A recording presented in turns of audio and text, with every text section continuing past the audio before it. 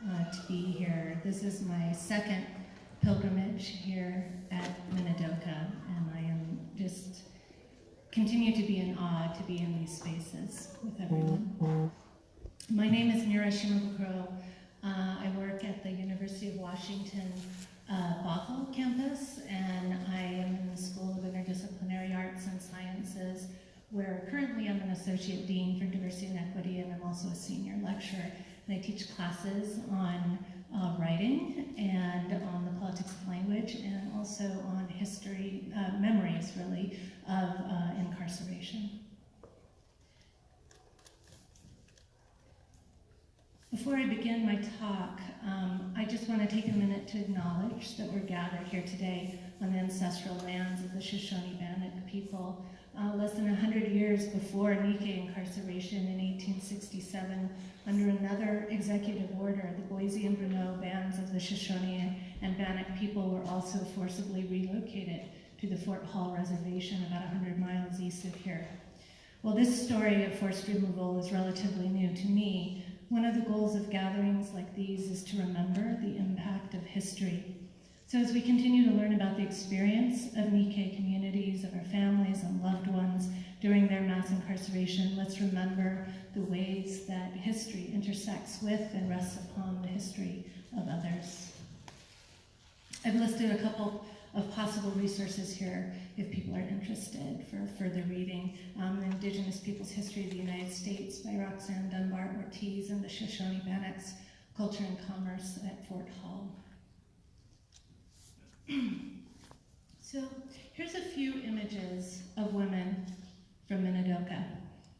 So I want you to take just a minute and think to yourselves, what words come to mind or phrases when you look at these pictures?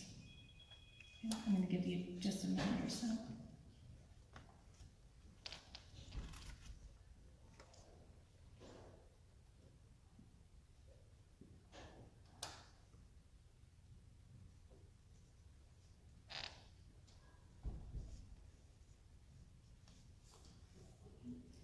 You just turn to the person next to you, or if you're sitting by yourself, maybe the person behind you or in front of you, and just share what words or phrases come to mind when you look at these images.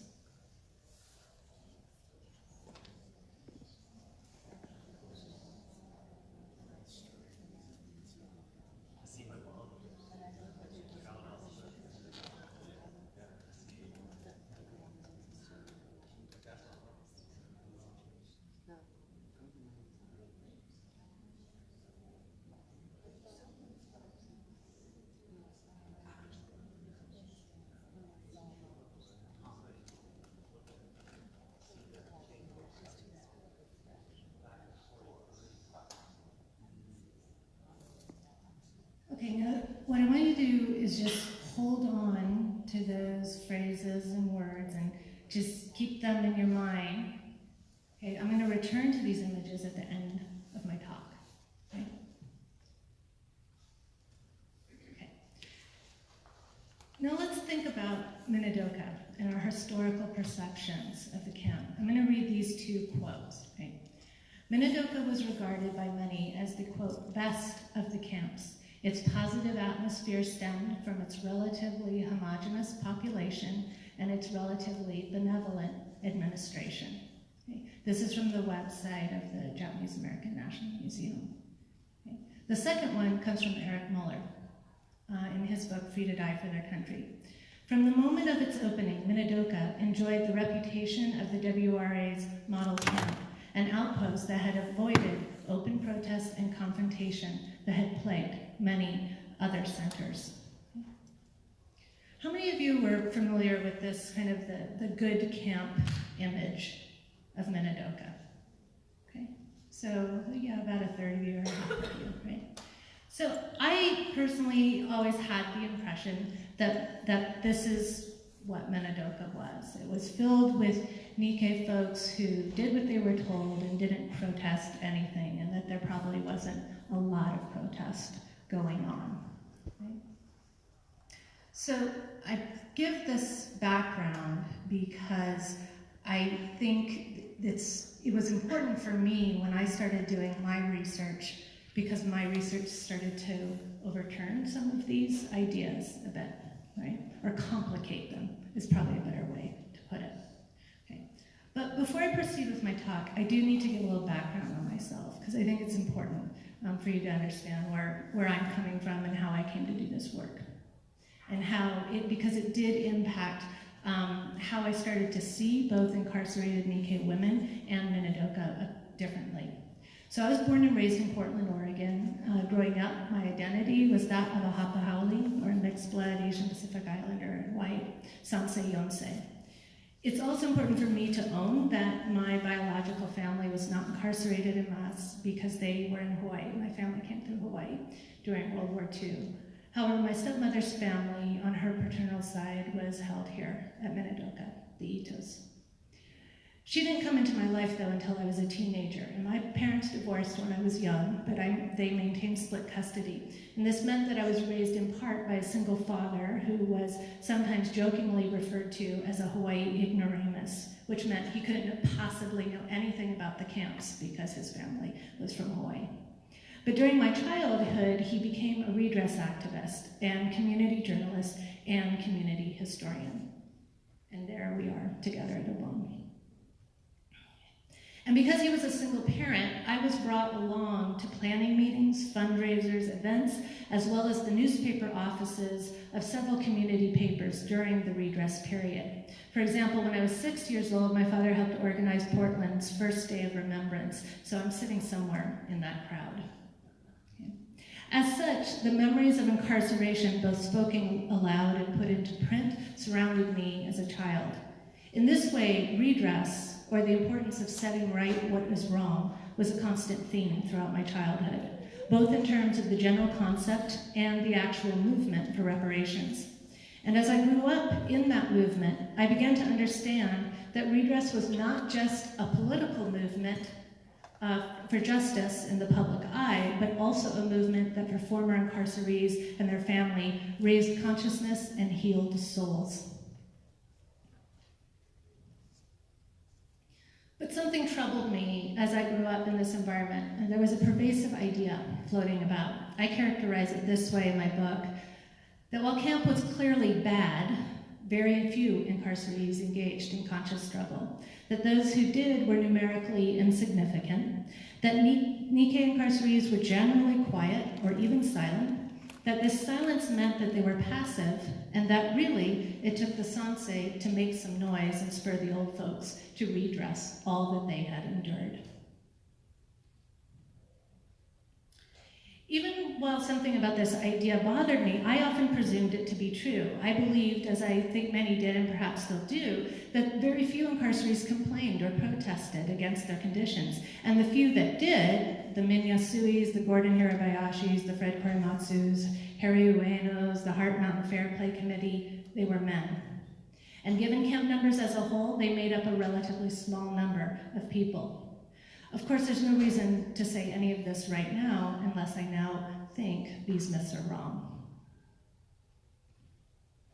So, my academic training is that of a writing teacher and literacy theorist, so my intellectual interests focus on how people use writing in the face of injustice.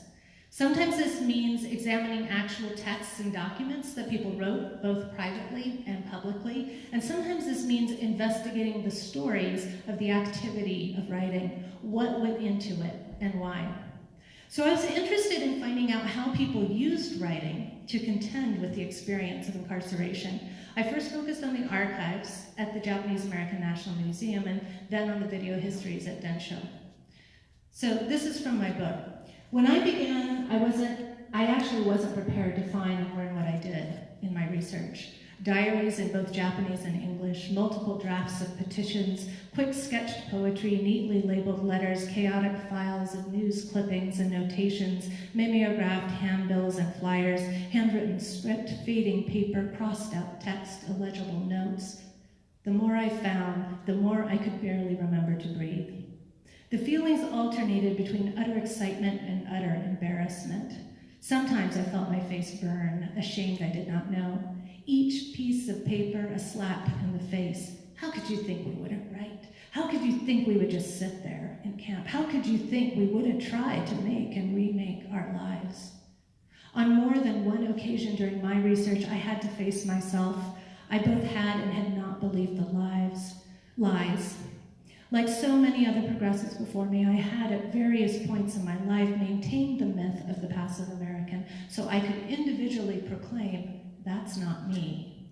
And yet there it was, Nikkei dissidence, the quiet and loud complaints, angst, swearings, bitterness, protests, and resistance I had hoped for, but was not sure I would find.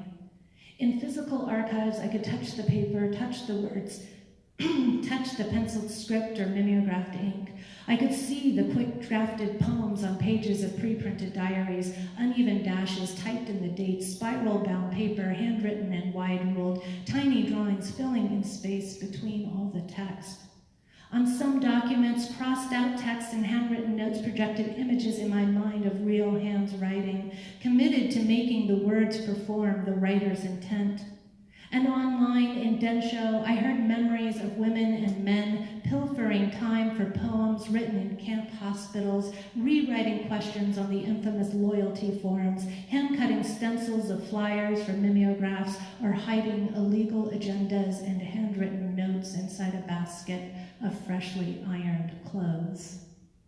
The more I learned about the ways incarcerees used writing to redress incarceration, the more compelled I grew by the sheer amount of it all. It became harder and harder to believe that the number of people participating was relatively small. And as I gathered and organized the sources I was finding, I started to think about the ways writing was responding to both the removal and imprisonment of the Nikkei community, the ways in which it redressed the wrongs of incarceration. The ways writing was being used to both set right the wrong and relieve the suffering caused by mass imprisonment. So with this concept of writing to redress, I hope to embrace all the ways women refused to succumb to the official logics of their imprisonment, even if it was just psychologically, internally, privately. Because in the long run, across generations, this matters. So here's what I mean. Internal uses of writing to privately express dissent or protest, to name what is wrong, can be seen in many diaries and journals written in camp. As you can see here in these entries from the camp diary of Yoshiko Uchida, who would go on to become an award-winning young adult writer, here she complains about pending policies, swearing at Attorney General Earl Warren, but rhetorically bleeping herself out on the page, and using capital letters, underlined text, sometimes double and triple underlines, and repeated exclamation points, privately yelling about what is happening around her.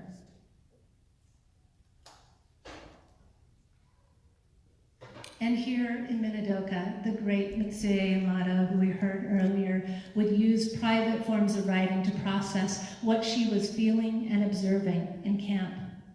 So Yamada worked nights and eventually graveyard at the Minidoka hospital, which she said was usually very, very quiet at night. So she was able to spend a lot of time writing. At the time, she didn't think a lot about her scribblings, but she did hold on to them, since she said, they seemed sort of interesting. At first, Yamada didn't really value what she thought of as just her, quote, personal writing, because of the type of poetry training she had received in college. She didn't see them as poems.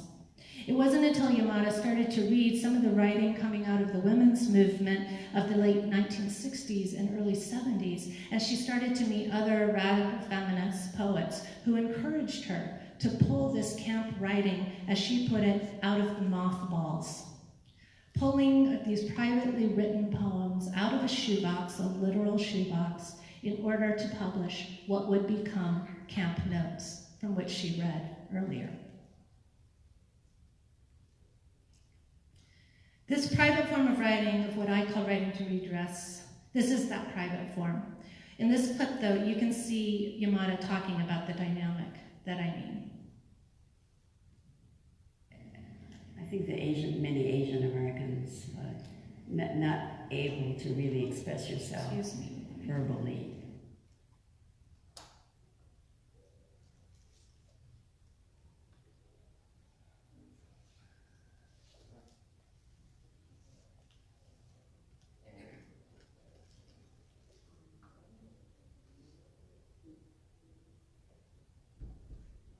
I think many Asian Americans not able to really express yourself verbally, outward. Okay, I'm just gonna play. She's just talking to the camera. You can hear her voice. It's mostly what she's saying. That's the most important here.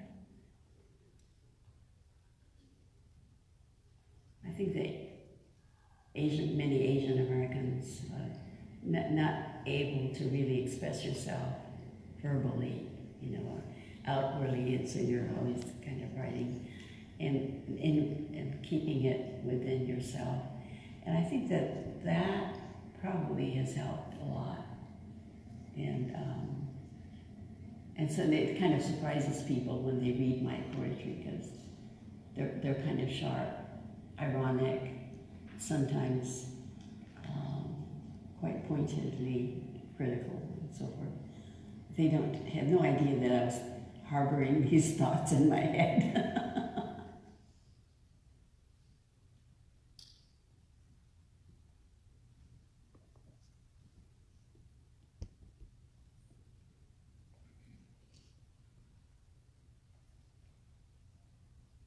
So private writing is a form of expression when one feels unable to express oneself outwardly. And this expression, even if it is only to oneself, can help redress the impact of injustice on one's psyche. In other words, private forms of writing can help relieve some of the psychological suffering inside oneself. Yamada's comments resonate with what several scholars have noted about private expressive writing.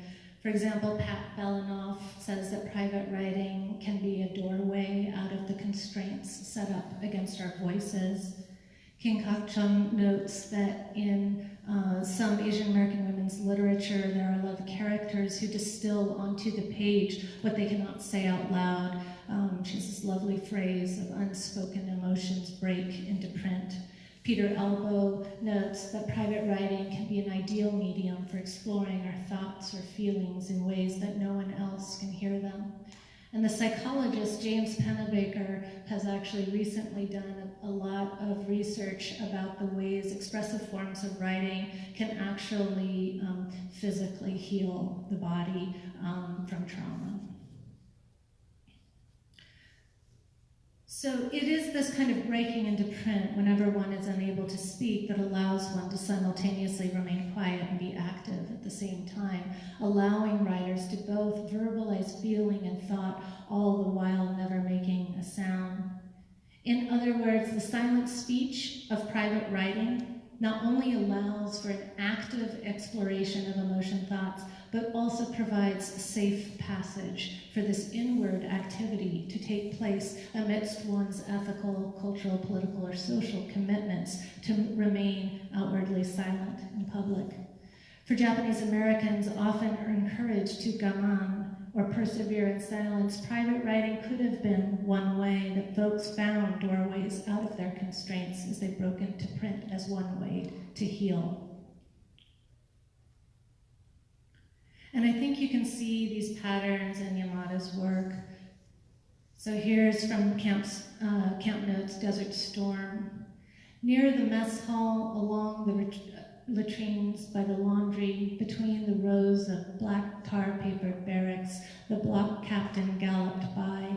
"Take cover, everyone," he said. "Here comes a twister." Hundreds of windows slammed shut, 5 pairs of hands in our room, with mess hall, butter knives, stuffed newspapers and rags between the cracks. But the Idaho dust, persistent and seeping, found us crouched under the covers. This was not imprisonment. This was relocation. Or the outhouse. Our collective waste bin, where the air sticks in my craw, burns my eyes. I have this place to hide. The excrete and the blood which do not flush down nor seep away, they pile up, fill the earth.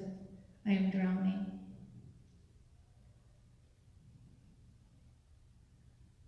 So while private writing that stays private can still serve as a means to tend to oneself individually, doorways out of constraints, private writing also retains the potential to take part in collective and public forms of redress.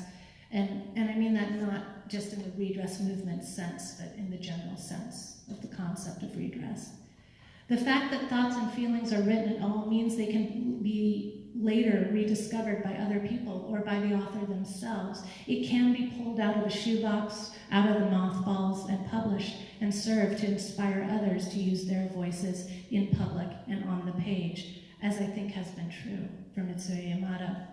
In this way, Mitsuyo Yamada's once private writing, scribbled in the quiet hours of graveyard shifts at the Minidoka Hospital, is one of our most glorious examples of women writing to redress in Minidoka. But much of the writing I learned about was not private, but public. Nikkei Incarceree's writing to protest conditions from the first announced curfew throughout the entire camp years. One of the most famous is, of course, the bulletin of the Heart Mountain Fair Play Committee refusing induction into the Army until all rights of citizenship were restored. Much public writing to redress was collective, and I mean this in a number of ways. There were a number of documents like this bulletin collectively authored, but I also mean the collective synergy that enabled or authorized the written declaration of such bold stances. In other words, that energy that is created through the process of organizing, a creation of felt sense that people have each other's backs, the collective contribution of funds, of labor, of spirit, all the energy that any good community organizers know can begin to feed itself, energy that is infectious and empowering, energy that amasses as movement grows. And such collective authority brought forth documents after documents, petitions, letters, and demands. And this collectivity is particularly important for understanding women's writing to redress, or women's role in writing to redress, which has occasionally been described somewhat dismissively as simply supportive. Many young women of this time period were trained as clerical workers and secretaries and stenographers, all developing strong organizational and typing skills. In the mass bureaucracies that had arisen in both private companies and governmental agencies during the first half of the 20th century, these skills were essential to conducting business. Hence the idea that if one developed the skills, they might have a better shot at a job. But this was not very well paid work, since it was mainly seen as women's work. But the thing with skills, no matter how they are construed, is that they can be transferred. That is, they can be applied in contexts other than what they were originally designed for. You see this in contemporary moments with computer skills, for example, being used by hackers to do things that they were probably not taught in their computer science classes. Right?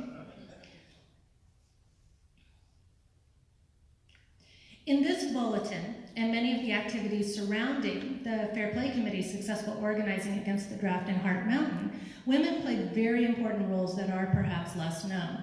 One of the Fair Play Committee leaders, Frank Emmy, told me, for example, that his sister could type much, much faster than he could. So she typed many of the Fair Play Committee documents. She also went to the meetings being held by the JACL, which was assisting the government at the time, and took notes for Frank and the other Fair Play Committees, since Fair Play Committee members could be easily recognized and called out. So her notes enabled the committee to better anticipate what the JACL leaders were saying about them, which in turn helped them construct stronger arguments and better organize among incarcerees. In this way, Emmy's sister used her writing skills to contribute to the Fair Play Committee's resistance activities. So we need to consider the ways in which any public document was, in fact, authorized by many actions performed by many hands, including the hands of women. And having a sense of this relationship of women's labor and collective acts of resistance is essential to understanding women's activism during the incarceration, including here at Minidoka. So here's my next big example. Here's a letter from Minidoka sent to Dylan Meyer, the director of the War Relocation Authority, which ran 12 of the major incarceration sites. This letter was signed by the ladies of Hunt Relocation Center, otherwise known as Minidoka. Here's the text of it. When I found this letter, which I'll read in a bit, I was taken with the directness of the tone from these ladies to the head of the WRA. I was also taken with the reference to a labor dispute, which I didn't know about. It was striking to me that the authors of this letter placed no blame at the feet of the workers. Instead, they just made their demands of the administration. But it also fit with other forms of public writing by women that I was finding. Women writing as women, often inhabiting a subject position as mothers in order to protest the living conditions of camp. A lack of winter clothing, lack of running or hot water, lack of nutritious food. But I had no idea what the context for this letter was. Much of this I learned after my book was completed in 2014, so this story is not in it. What I would later learn was that this was written during the Minidoka Boilermen strike in January 1944. It wouldn't be until really just last week that I learned the details of this strike and how this letter was one strategy among many strategies that folks took to redress the circumstances surrounding it. So much of what I'm going to share now is from a book called Nature Behind Barbed Wire by Connie Chang. So here's what happened. While detainees burned their much coveted coal in their individual pot-bellied stoves, other workers were hired to tend the stoves in public spaces, including the laundry rooms and lavatories, and to fire the boilers that provided hot water. These workers, who were mostly middle-aged or older Issei, became the center of this labor dispute. The precipitating event was a WRA-wide personnel cutback that was supposed to remove 1,200 people from the camp payroll. Before, each block had a staff of 11 people, 4 janitors, 2 janitresses, as it was said, 2 stove tenders, and 3 boilermen. After the cut, each block had to make do with just 4 workers, 1 janitor, 1 janitress, and 2 boilermen, which was manageable during the summer, but it was not in the autumn and winter because those seasons required the regular tending of stoves and boilers amidst conditions like these, right? And this doesn't even show the snow. The boilermen, in response, voted 149-3 to strike, starting on January 4th. By the second day, solidarity strikes had taken place by the coal, garbage, garage, and central service workers. And the strike lasted 5 days.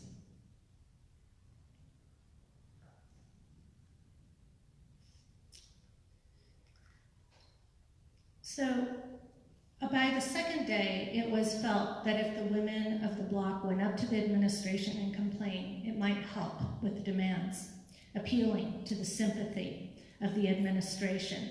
So on the second day, the ladies of Hunt first went and met with the camp's assistant director, since the director was away on vacation.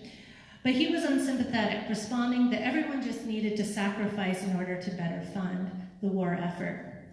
Well, that really pissed off the ladies. So they decided they would go above his head, and they mailed their protests to Dylan Meyer, the director of all the camps. Okay, and here's that letter again. And here's what they wrote. Dear Sir, we, the women and mothers of this project, demand hot water service at once. We have been without hot water for 2 days due to a dispute between administration and workers.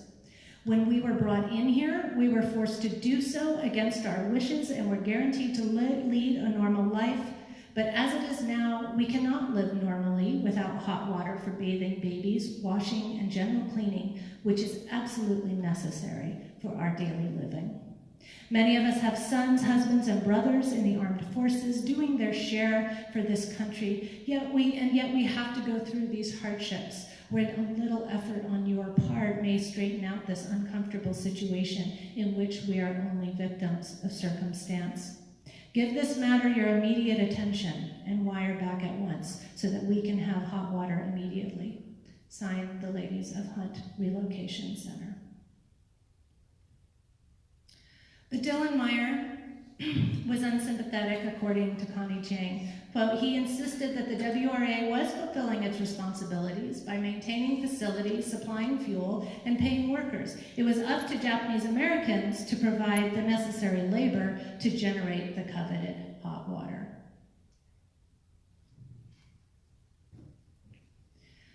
Regardless of how authorities responded or the outcome of the strike, this document, which was this written form of activism, is notable just for the fact that it was written. Nikkei women, especially Issei women, who I suspect made up most of the group behind this letter, are not typically remembered as activists, not remembered as people who confronted even local camp administrators, let alone the director of the whole WRA itself, or the president and first lady. Which brings me to the story of the Mother Society of Minidoka, which I spoke about last year here as well. Over 100 women signed this letter, and similar ones emerged in at least Poston and Topaz. In all three cases, groups of mothers, predominantly Issei women, wrote authorities to protest some aspect of drafting their sons. And the mothers at Poston and Minidoka wrote and sent their letters before the Hard Mountain draft resistors took their public stand. I first learned about this letter through Karen Ishizuka's book, Lost and Found, about the development of the first exhibit on incarceration at the Japanese American National Museum in Los Angeles. But over the course of my research, I was able to piece together the story behind this document. This letter was actually the second version of a letter that the women had hoped to send. The first being a version drafted for them by Min Yasui, which I apologize, I'd hoped to get to a copy center, make physical copies of all of these letters, because I realize that that is very small and you probably can't read it. I'm not even sure I can read it from here. But I'm getting a little ahead of myself, so let me set the stage for this story. While 38 individual male resistors eventually did emerge in Minidoka, draft-age citizen men, or Nisei, had not successfully organized in the same way that they had at Hard Mountain by the time the mothers of Minidoka decided to write their letters. A few attempts had been made to take a collective stand by the Nisei men, but such attempts fizzled out as eligible incarcerees disagreed about the particulars of what should go in this written statement. While a few mothers had heard of the failed statement indirectly, others were arguing with their sons that they needed to put up some kind of protest. When nothing seemed to transpire within a couple of weeks of the draft's announcement, several women decided to consult a lawyer to compose their own petition. So this lawyer appears to have been Min Yasui, who is well known and respected among many incarcerated Nikkei for both his early refusal to abide by the first round of discriminatory curfew laws handed down after Pearl Harbor and his legal challenge to end those laws. While he eventually lost his case and spent nine months in solitary confinement, by the time he was released to Minidoka, he had already become a folk hero among many in the community. Given his history, Yasui seemed to be the perfect person to organize a public stance against the draft. But despite his early commitment to civil disobedience, he publicly opposed all resistance to the draft. Instead, he believed it would be important to serve in order to demonstrate loyalty. In his letter, Yasui constructs the women as both mothers tearfully consenting to make this ultimate sacrifice of their sons and as nationals of an alien enemy nation who are condemned and hated. Yasui was using the language of the government here, ceding that the women speaking were enemy aliens and also relying heavily on emotional appeals. When this letter petition was circulated, many of the women were unhappy with the petition's draft. Some women did not believe it would be very effective, especially since it did not state definitively that they would not allow their sons to be drafted unless they were given equal rights. Others, however, had strong feelings about the tone, complaining that the wording in Yasui's version was simply, quote, too weak. Given their dissatisfaction in the beginning of February 1944, according to Sakota, James Sakota, women of a certain bloc began to meet secretly and draft a separate petition, admonishing each other not to talk so loudly so that they wouldn't be discovered or reported to the administration. We now know that most of the organizing took place in blocks 16, 12, and 10, and thank you to Beth Brigman for tracking that down. One of the women assigned to work on the petitions was Fuyo Tanagi, a former assistant editor at one of Seattle's Japanese language newspapers. And for those of you who know her, this is the mother of Sharon Abrano. Here's what she said to James Sakota at the time they were working on their letter petition. If Niseis are drafted now, it's Inujini, dying for nothing. They really have nothing to fight for. You can't blame the parents for not wanting them to go to war now. All their lives, the Iseis have worked for their children, putting a great deal of hope in them. They gave up everything else in order to work for their children. They lost their business and everything except their children. Now they seem to want to take them away too. Sakota reports that 3 ladies put considerable time into drafting their version of the petition, and that they consciously decided to make an emotional appeal from the standpoint of mothers. But as a writing teacher and someone who studies the uses of language and writing in the interest of social justice, what impressed me most about this letter is the stunning combination of both what we call logical and emotional appeals. But please don't take my word for it. Just let me, I'm going to read this letter since I don't have copies of it for you.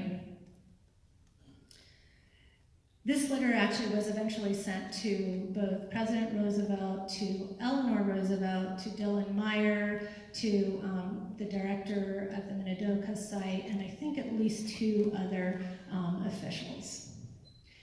Dear President Roosevelt, please allow us to present another earnest petition in regards to the reclassification of American citizens of Japanese ancestry. We, the parents of citizens of Japanese ancestry, longed for America, land of the free and equal, left behind our familiar birthplace and came a distance to this country. And in this land of strange language and customs, struggling against innumerable obstacles, we attempted to gain a secure means of living. In time, with grace of God, our children were born in this country, and we brought them up as splendid American citizens who could not be pointed to with pride. They, in turn, did not disappoint us in hope and grew up to be American citizens no less loyal than any other American. This, we believe, is demonstrated by the lack of lawbreakers among them and the fact that a considerable number of them volunteered for the armed forces at the time conscription was ordered. When war broke out, unfortunately, between America and Japan, each time a Nisei draftee or volunteer left for the army, all of his relatives and friends encouraged and spurred him on and sent him off. This fact, we believe, shows the stand of Nisei citizens and their parents toward the war. However, on the Pacific coast, with the so-called military necessity given as reason, the foundation of our life, the fruit of several decades of toil and suffering, was completely overturned, and the first-generation aliens and even Nisei, who are American citizens, were forced to lead a life within barbed wire fences. This treatment that they received was far worse than that accorded to German and Italian enemy aliens. About the time of evacuation from the coast, their draft classification was changed to 4C. They were considered enemy aliens. The blow to their spirit they suffered at this time was something we could hardly bear to witness. Again, Lieutenant General DeWitt, commanding officer of the Western Defense Command, proclaimed in reference to them that a Jap's a Jap, and using baseless and vague arguments accused Niseis of being spies and saboteurs, thus adding fuel to the anti-Nisei feeling among the people on the coast. However, to this day, 2.5 years since the outbreak of the war, not a single case of sabotage by a Nisei has occurred on the Pacific coast or even in Hawaii. But unfortunately, the American public does not listen to the truth. It seems the discrimination against them is becoming even more intense. Even today, although they are American citizens, Nisei soldiers are not allowed free travel through the coast. Even Japanese war veterans who risked their lives for the United States and participated in World War I are interned in relocation centers. Since they have begun to feel deep down inside them that these restrictions of freedom are directed at American citizens of Japanese ancestry could not be understood as merely for the purpose of protection, we, their mothers, advise them that this, being wartime, they should submit to military orders and endure whatever place they are given. Among them, there were some who, desiring to improve the present discriminatory condition of citizens of Japanese ancestry, requested the modification of the selective service regulations, or took it upon themselves to volunteer for the armed forces and to attempt to show their real spirits. However, they received discriminatory treatment even within the military camps, and contemplating the course to be followed by their juniors, they are in a state of constant anguish. We understand that the purpose for which the United States is allowing tremendous sacrifices in fighting the war today is to establish freedom and equality throughout the world. When they, the Nisei, consider the purpose of this war and then think about the treatment they are receiving at present, they discover the existence of a great paradox. They are dejected and now have lost their firm, unshakable faith and spirit. To think of sending them in this condition to the front, we as mothers, considering the past and the future, feel an extreme and unbearable anguish. And this another side note to Mrs. Roosevelt. Our loving and judicious Mrs. Roosevelt, please, from the standpoint of love for humanity, understand the feeling of the small number of suffering mothers and advise us on the course that we should take. In this connection, we would like to have you please consider the suspension of the drafting of citizens of Japanese ancestry until they regain the confidence that they can demonstrate their loyalty to the United States from the bottoms of their hearts as formerly, and we earnestly petition to be granted gracious words of advice and humbly await a reply from you. This document, this story, even in this nutshell, continues to amaze me. After first handing the metaphorical mic to Minyasui, these women grabbed it back because they did not like what he had said, and metaphorically spoke into it themselves. And when they did, they directly questioned not only the hypocrisy of the draft, but also the, quote, so-called military necessity of incarceration in general, including, quote, the baseless and vague argument used to deny citizenship to their sons in the first place. When the women were done, they collected signatures and mailed their petition to several officials, including the President, the Secretary of War, the head of the WRA, the Director of Minidoka, and the First Lady, Eleanor Roosevelt. And here's all their signatures. And here's all their names, except for 3 who couldn't identify. Can you read those?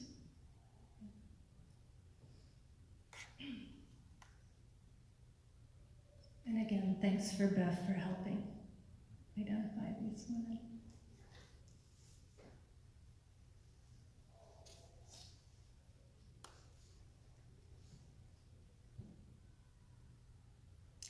For me, learning about these women and of stories like Mitsuya Yamada and the Ladies of Hunt have been critical for me in rethinking women's participation in labor, in activities of protest.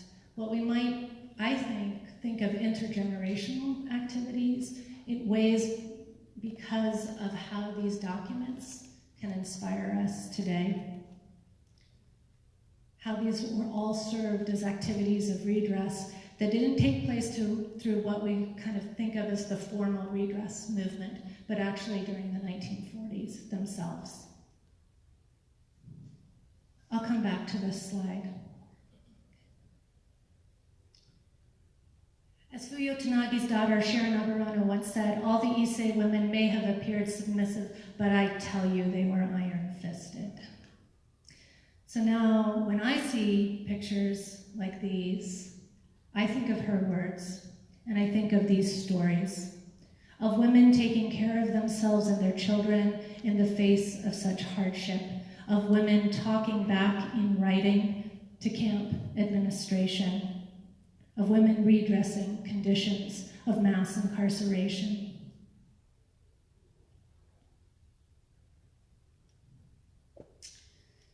And for me, one way to remember them is to carry their dissent and activism forward, kodomo no tame ni, and redress the exclusion of people today, the separation and imprisonment of children from their mothers and fathers at the border.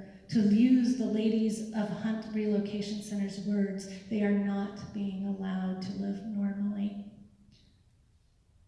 So let me just close by echoing both Kurt and Darren's calls this morning. Let's redress not just our community's incarceration, but the detention and incarceration of others. Kodomo no tame ni, they're all our children. Let's set them free. Okay. Thank you for coming. I'm happy to take a few questions this time. And let me just put these women's names back up for you.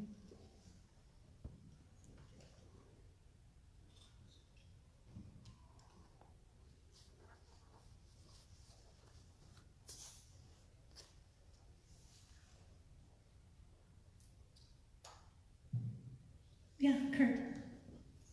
I had a chance of hearing your talk last year, and I've been thinking about this for the whole year now, and we're happy to see more research. Is there going to be an exhibit or some sort of wayside or something physical on the site itself that might include specifically the Mother Society of Minidoka? Are you in conversation with that? Because I think everybody here could agree that this story, and I grew up with a single mother, and this is the most important story. I'm certainly open to that, and I'm open to advising on it. But like all of the things I was talking about, that's a collective decision and a collective movement. So I'm happy to be in conversation about that. I think that would be incredibly powerful. One thing I do know is that this story is going to be included in a graphic novel that's forthcoming through the Wingwood Museum about resistance during the incarceration period. Yeah. Yeah. Wasn't the letter was written to Theodore and also to Eleanor and Roosevelt? Yes. And that Eleanor provide the safety of the child versus the cognitive, objective thinking, the left brain of the man, and so the emotions seem to have portrayed over the objectivity into what we grew, and so we were able to resolve this problem. Well, I mean, the draft still went on. They didn't stop the draft. Eleanor Roosevelt did write back to them, but she just said very curtly that this was going to be the way for the Nisei men to prove their loyalty. So it didn't have that effect that you're describing. You know, when you look back at some of the field workers' notes who had been interviewing the women through the process, and that's how I uncovered a lot of the story, he said that, you know, of course some of the women were disappointed that it didn't stop the draft. I think that there were some women who didn't necessarily think it was going to, but that it was still very important to voice this protest and voice this dissent, and felt that just making their voices heard was important in itself. And I mean, well, of course I would have loved it if they had been able to stop the draft. I would agree. I mean, I think the fact that this document even exists is incredible. And to see, I mean, when I learned about it and then saw all of those women's signatures and then heard Sharon Aburano on Den's show talking about her mother's letter, or her participation in it was pretty incredible. Also, I do want to say that I think for me, I want to go back to what I think is very powerful about this letter is not just the emotional appeals, but there's this combination both of what we would call we might consider both feeling and logic. There are logical arguments being made throughout that whole piece, but it's also not just sort of what we might think of as a cold logical piece, right? It's also infused with emotion. I mean, I teach first year writing at the college, and it's like if I could get my students to just combine, those things, I would, I could retire now.